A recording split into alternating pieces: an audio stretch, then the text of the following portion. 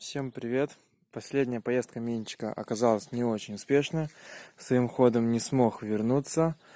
У него застучал мотор. По всей видимости, это клапана.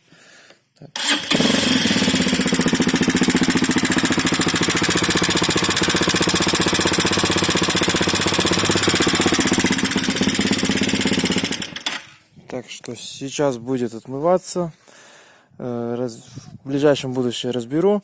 Если у кого-то есть какие-то предположения, пожалуйста, пишите в комментариях.